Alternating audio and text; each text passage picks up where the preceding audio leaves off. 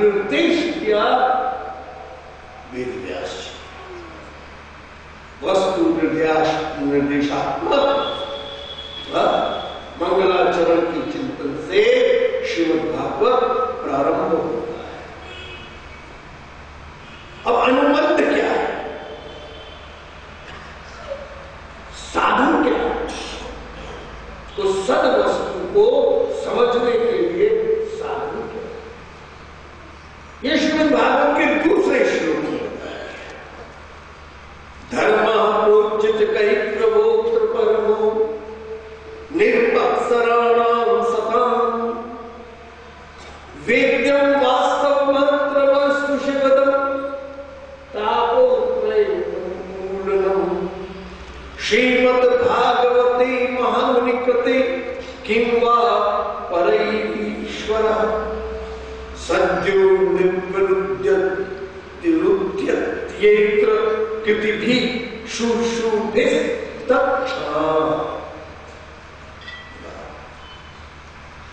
कहते भाई निर्वत्सर हो, बस ईर्षा रहित हो जाओ। तो ईर्षा रहित कब होगे, जब काम क्रोध लोभ मोह मद को पहले जीत लोगे, तभी निर्वत्सर होगा जा सकता है। तो यहां निर्वत्सर होने का अर्थ यह है कि शत विकारों पर विजय प्राप्त करो।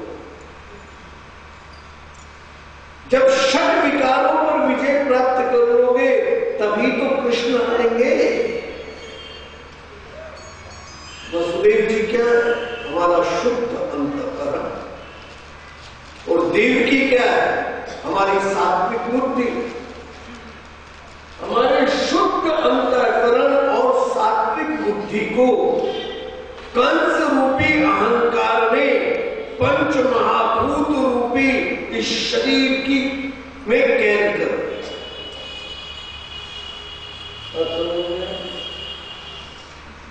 हमारा शुद्ध अंतःकरण और सात्विक बुद्धि कंस रूपी अहंकार के द्वारा पंच महाभूत के बने हुए इस शरीर में कैद हुए।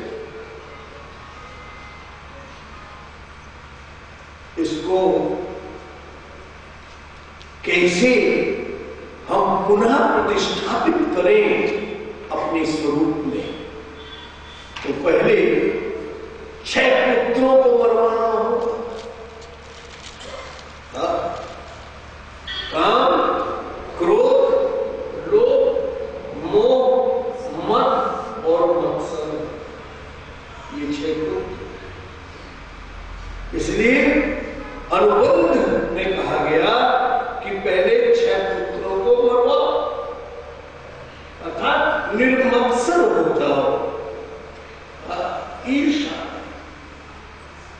अच्छा कुछ मिलता है किसी से ईर्षा करते हैं, बोलो, किसी से भी ईर्षा करो मिलेगा कुछ तुम्हें? हमारे दिमाग की फालतू एक्सरसाइज है ये ईर्षा। मिलना जुलना कुछ नहीं।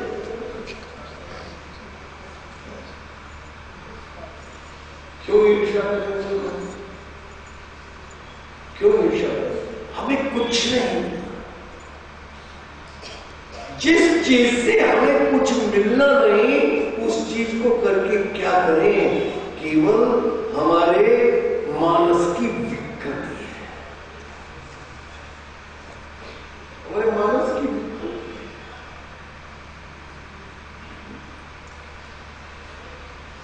ईर्षा करने के बजाय हमको उससे अच्छे काम करने प्रारंभ कर देने चाहिए। वो ईर्षा करेगा हमसे, हम क्यों ईर्षा करें? क्यों? एक लाइन खींची, कहते और बीरबल से कहा इसको छोटा करो,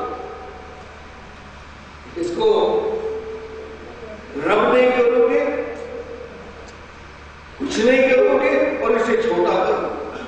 उन्होंने उससे लंबी लाइन खींच दी, उसके बाद वो अपने आप छोटी हो।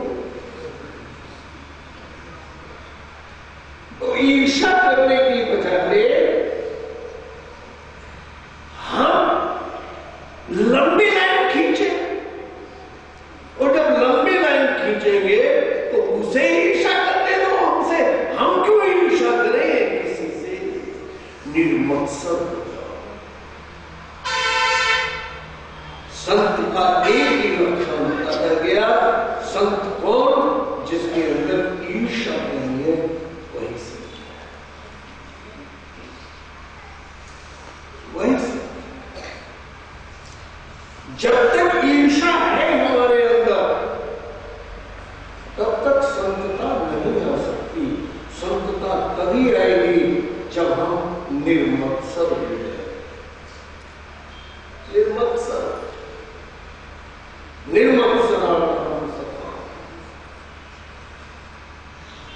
और निर्मत्सर होके क्या करो? निष्काम भक्ति।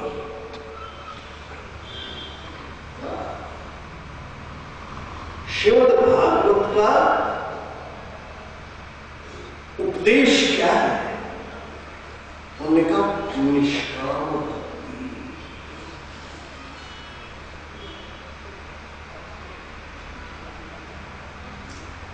ईश्वर स्वरूप धर्म का निरूपण किया गया है।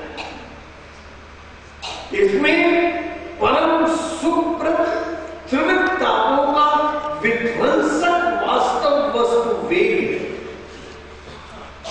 अन्य शास्त्र और इसमें वर्णित साधनों में भी क्या ईश्वर हृदय में तत्क्षण ही स्थित किया जा सकता है?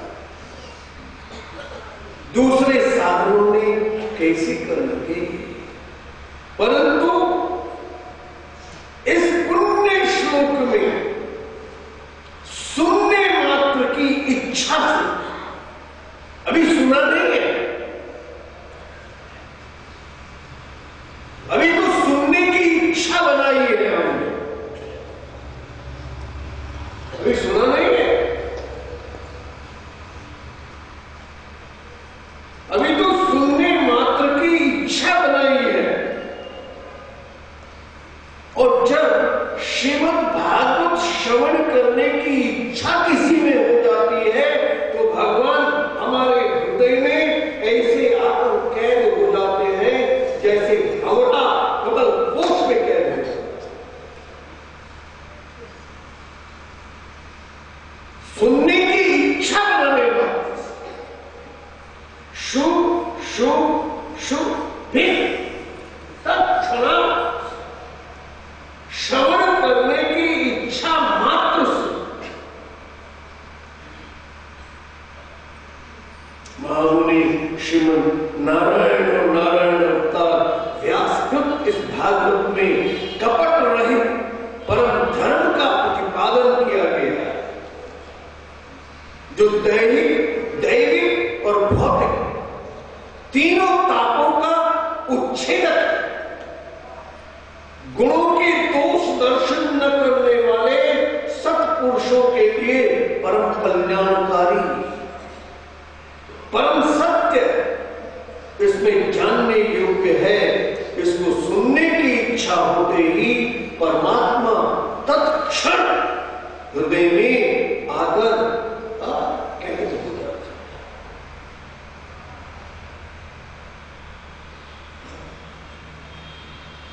हमारे स्वामी जी कहा करते थे, किसी के दोष करते, वो यहां तक कहते थे अपने भी दोष नहीं। स्वदोष अनुसंधान भी भगवत प्राप्ति में बाधक है। देखो, दूसरों के दोष देख तो क्या करो? दोष का चिंतन तुम्हारे अंदर दोष उत्पन्न कर देगा।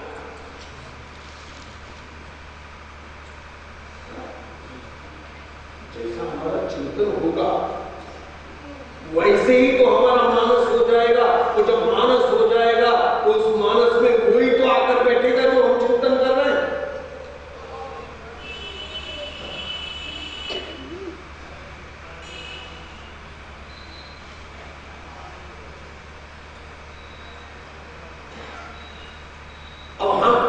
उंगली उठी।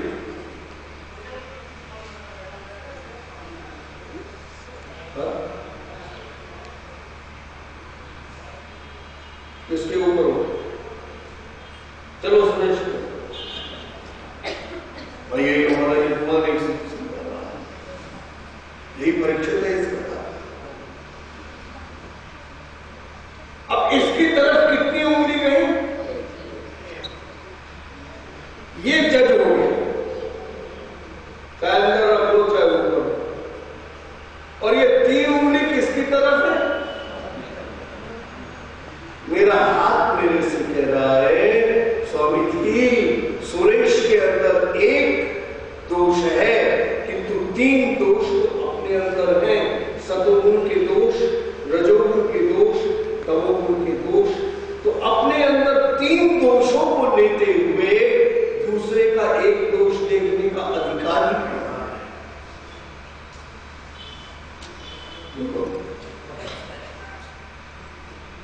जब 3 दोष हमारे अपने अंदर हैं, तो दूसरे का एक दोष देखने का अधिकार है? इसलिए दूसरे के दोष देखो ही नहीं। फिर वो कहते थे अपने दोष भी मत देखो। हमने कहा महाराज अपने दोष नहीं देखेंगे तो दूर कैसे होंगे? अरे उनका पागल है।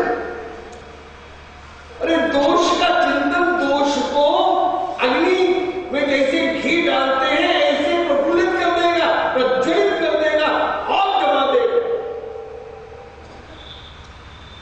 इसलिए दोष का चिंतन मत करो।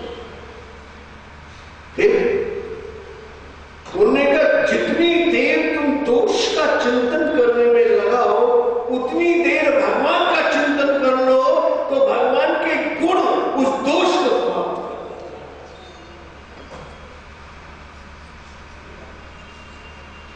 भगवान के जो गुणों का चिंतन हो,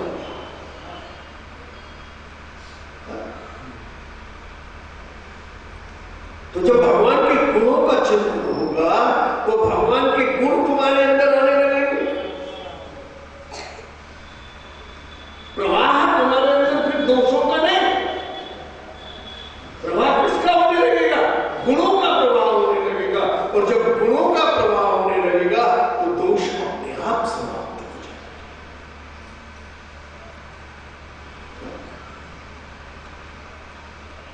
दोष दर्शन न करने वाले सत्पुरुष के लिए परम कल्याणकारी, परम सत्य इसमें जानने योग्य है। इसको सुनने की इच्छा करने मात्र से।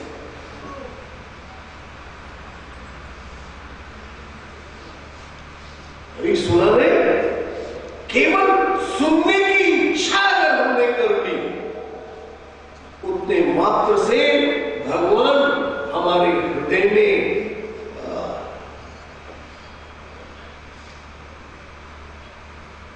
श्री सुखदेव जी महाराज नर्मदा के किनारे तपस्या थे। वो तो निर्गुण निराकार ब्रह्म के उपासक थे। निर्गुण निराकार के ध्यान में भ्रुकुटी पर ध्यान लगाए बैठे थे।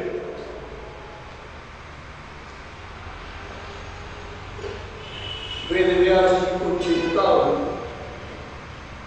उन्होंने कहा हमने भगवान शंकर से इनको मांगा था, इसलिए श्रीमद् भागवत का प्रचार और प्रसार करो, किंतु ये समाधि में नहीं हो।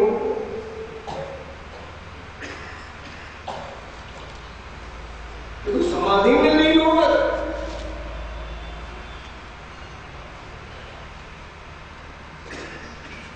इनको